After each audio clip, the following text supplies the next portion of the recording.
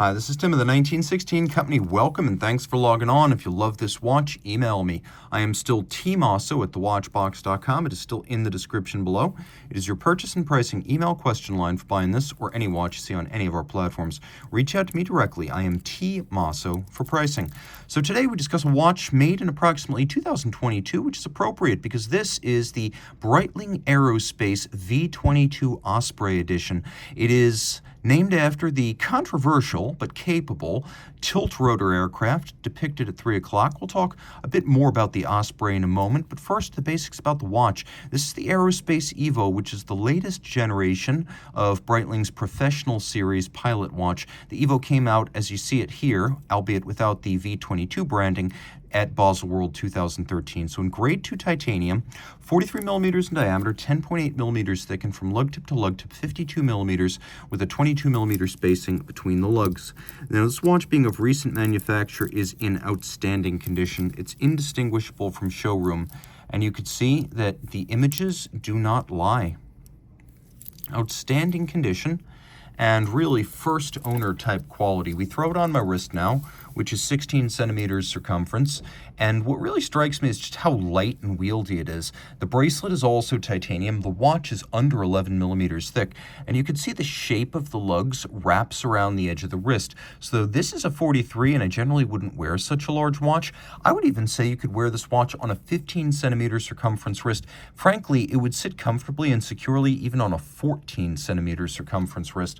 So look down the barrel, check the cuff shot, look over the top, and figure whether this would fit on your wrist. It is almost toy-like in its lightness. Now it features a Breitling Professional 3 style bracelet, so we've got the slash alignment, the diagonal alignment of the links of the Pro 2, but with the asymmetrical links of the Pro 3, where the smaller links are on the flanks, then the larger links are at the center. All satinated, you can see on both sides.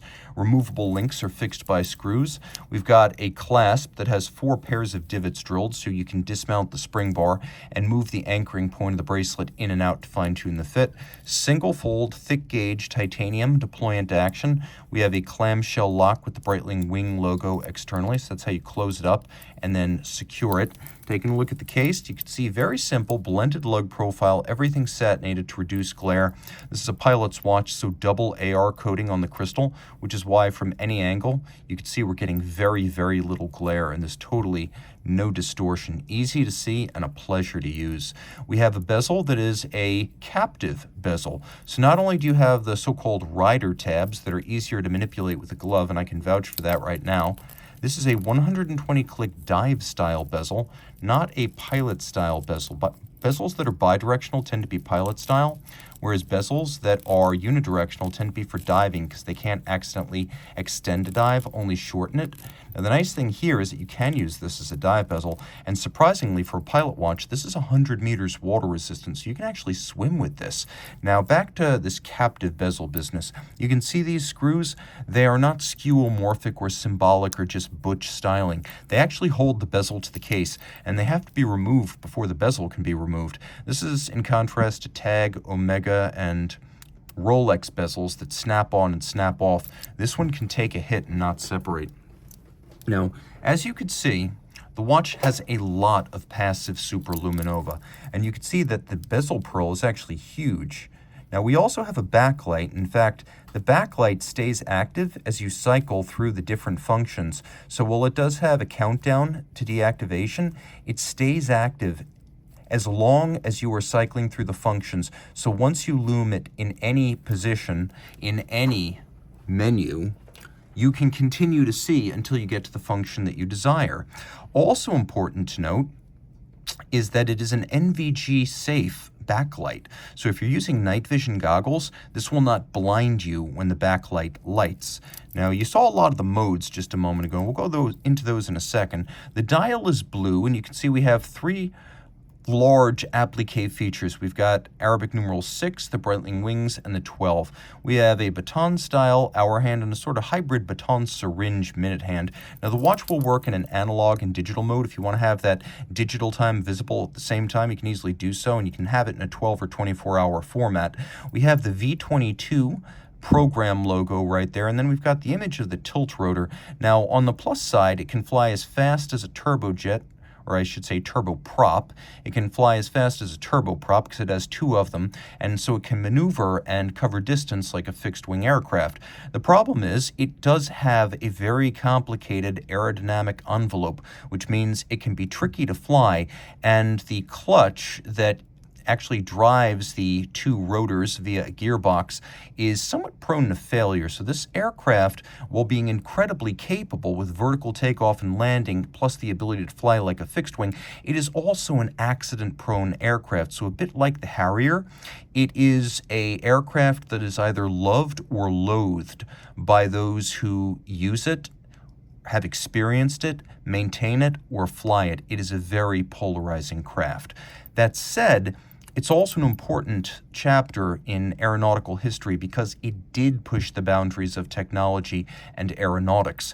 So taking a look at some of the other functions beyond the branding, we have some of the functions of a perpetual calendar here actually spread over two different menus. And by the way, you actually have your running seconds display in one of those submenus. Now going back, you can actually set the language on this perpetual calendar so it can be culturally specific if you want. We're going to go back to some of the other menus there. Here's an alarm. Now, the alarm will go off at a specific time of day. So if you want an alarm at 2 a.m. or 2 p.m., that's what the alarm is for. Now, there's also a chronograph built in. And you can see the number of elapsed hours possible with this chronograph far exceeds any mechanical chronograph.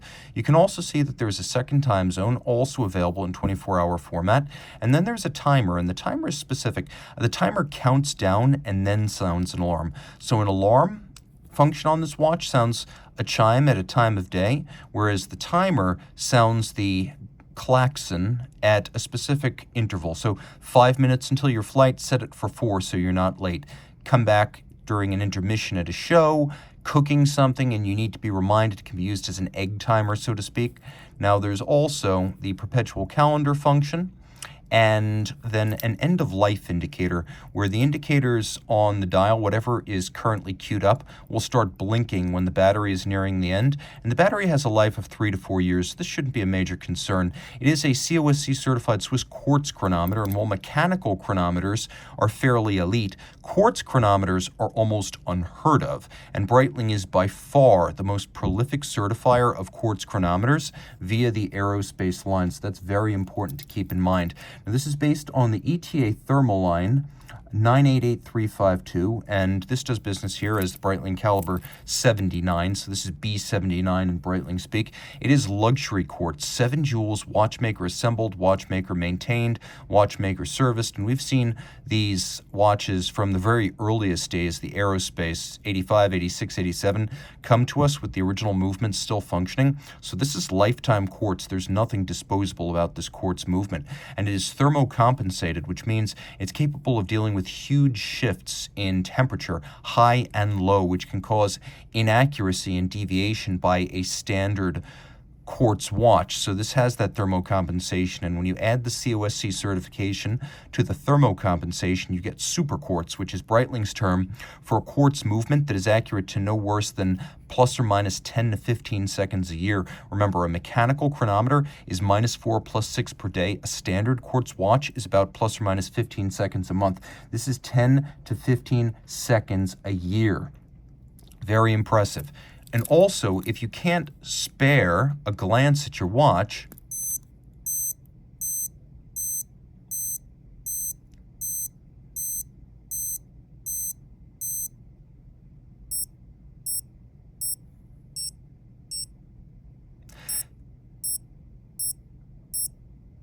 so now this is an electronic minute repeater. You push the crown and it sounds. A watch that represents one of my best watches to buy, with a unique dial and a fascinating association with the historically important Osprey. Reach out to Team Mosso at thewatchbox.com for purchase and pricing details.